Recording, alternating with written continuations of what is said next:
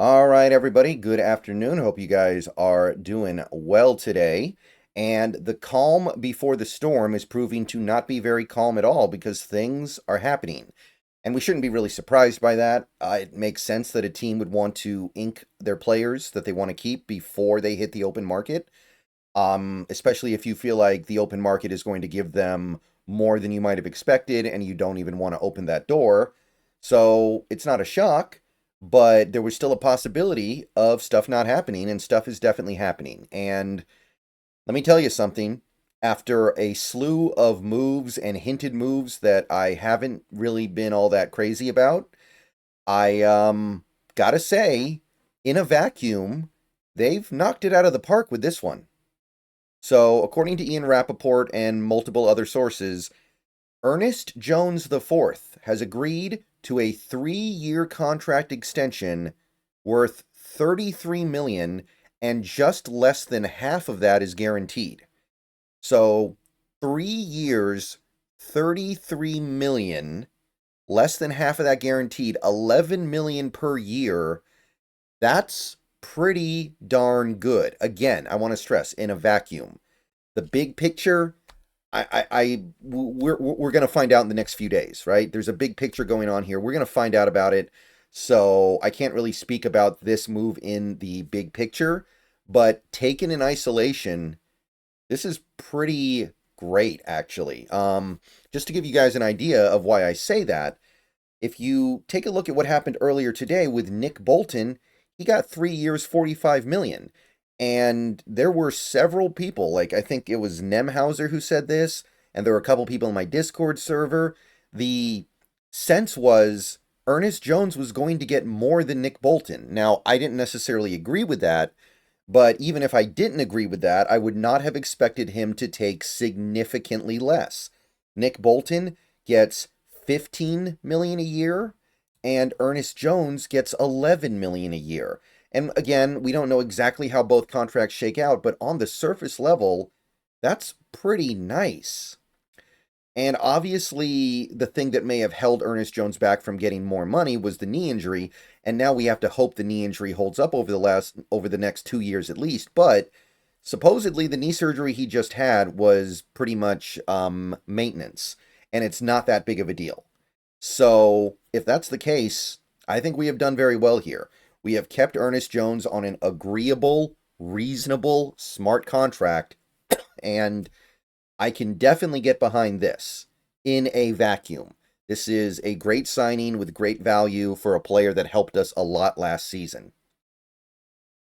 It also means that we're not losing him after getting, 10, 11 games out of him and basically renting him for a team that didn't even make the playoffs. That would have been kind of tragic to talk about. Trading for a player, giving up a 4th round pick, getting 10 to 11 games out of him, and not making the playoffs is not something that you want to be doing as an organization. So we keep him around. And I know some people are going to say, well, you could have just let his contract expire in Tennessee and then signed him in free agency. Who knows? Maybe he gets traded to another team and that team extends him before he hits the market. Maybe you don't know if he's going to be any good for you, so you can't commit to him the way you can now because you got that 10, 11 game sample size to test whether or not he works. So I'm going to go ahead and give some props here. This is a good deal. This is an understandable deal. You didn't pay him anywhere near the top of the market. The guys like Roquan Smith, the guys like Edmonds I think Edmonds, Chicago, the Fred Warners of the world, you are way below that. You're even kind of below the next tier, although the next tier is very thin. There aren't very many players in it. Like Nick Bolton is now in that next tier, that 15 million a year mark. To get Ernest Jones at 11 is great. Now, what's it for? We're going to have to see. At the end of the day, with a move like this, in conjunction with a move like what we did with Jaron Reed, which I still have questions about, it is clear that the Seahawks are going to try to make 2025 a special year.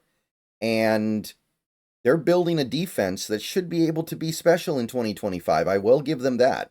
I think that this defense, which was very close to good in 2024 has a chance to be great in 2025. They're keeping some of their key pieces, and they have a chance to turn over to better pieces in some areas where maybe they needed a little bit more. So on that front, okay, I can dig that, but now you need to find a way to put together an offense that can play well enough to win with that. And we need a quarterback. We need at least one receiver who's decent and maybe a receiver that's really good, depending on what happens with Metcalf. We're going to need to remake the offensive line, and we're going to have to remake it in a way that makes it immediately workable. It's a lot that still needs to be done. So that is the part where I say I still need to see the big picture here. And we're going to find out about it over the next couple days. So it's not like I'm going to have to wait super long.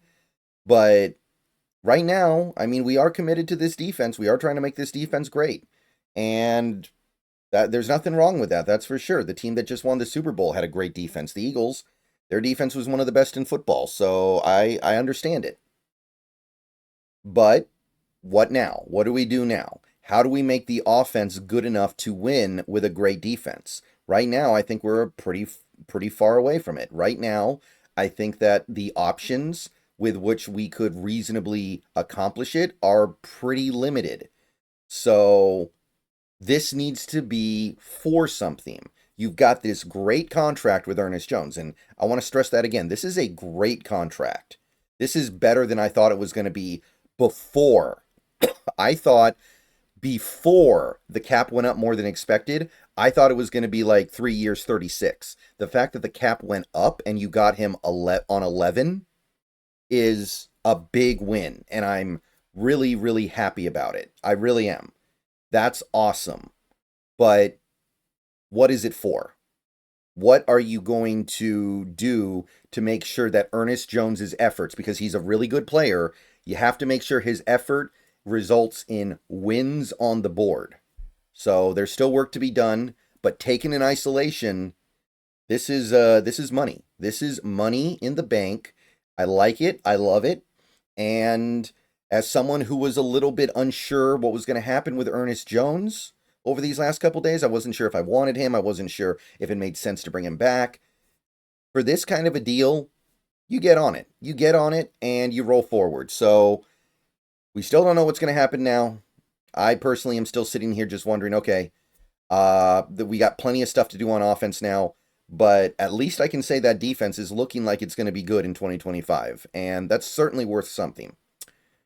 All right, let me know what you guys think down below. I don't think anybody's going to be upset about this. In isolation, this is objectively good. The only way this doesn't work out is if his knee injury flares up to the point where he becomes basically a not useful player in the next 2 years. That's what it would take. He would have to get Chris Carsoned. It would just have to be something where the injuries make him completely fall off the face of the planet. And look, if he didn't have the injury, he'd probably get significantly more money. So you have to take the risk with the reward. And for this extension, I think the risk is worth the reward. All right. See you guys later. Go Hawks. Shout out Ernest Jones. Excited to see what he does the next couple years. Very good player. And, yeah. Good job, John. I've said a lot of negative things about John lately because I haven't agreed with the approach. But in isolation, credit where credit's due.